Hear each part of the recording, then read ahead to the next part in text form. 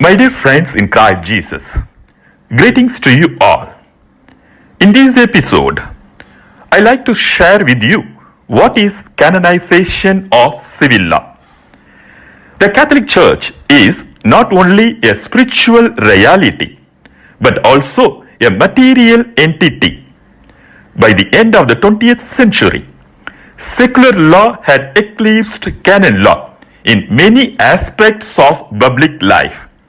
Hence, the Catholic Church has to depend on secular organizations, financial models, and juridical structures to accomplish its global mission in all spheres of activities, spiritual, financial, and other temporal matters. The Catholic Church has canonized secular law in certain areas in order to be in tune with the emerging trends and necessities of the modern world. Canon law demands that every Catholic observe the civil law of his or her country and suggests how both canon law and civil law can work in tandem in the basic interests of society as a whole. There is nothing in canon law which inhibits or prohibits the citizen's inherent rights to exercise that which he or she enjoys under the constitution of any country. In fact, canon law urges the observance of civil law in as much as it is not contrary to the divine law. Canon 22 of the Code of Canon Law of 1983 states, when the law of the Church remits some issue to the civil law, the latter is to be observed with the same effects in canon law, in so far as it is not contrary to divine law, and provided it is not otherwise stipulated in canon law. My dear friends, by these principles, we can affirm that certain situations which Christians face are well regulated in accordance with the law of the state in which they live.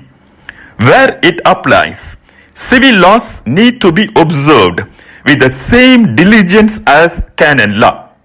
However, not all matters can be left to civil law entirely. For example, when its prescriptions are contrary to divine law, or if canon law has made other alternate provisions. It is in such situations that legal clashes occur, and this results in rifts and disputes. In India, the laws relating to Christians are manifold.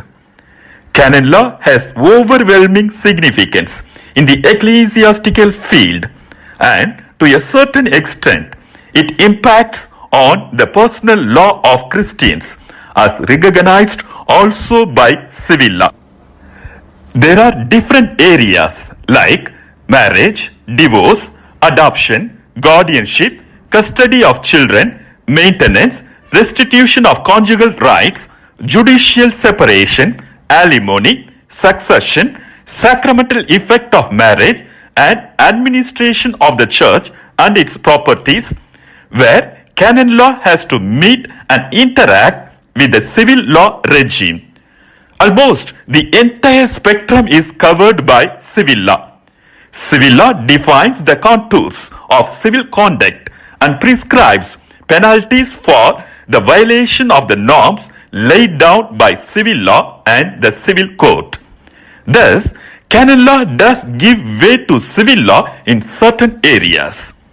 In some countries, the Catholic Church has entered into an agreement or concordat with governments in order to ascertain its freedom to carry out its activities as per its own law. In some matters, like the appointment of bishops, the Catholic Church affirms its freedom to appoint them freely without the interference of the civil government. Thanks for watching. See you again.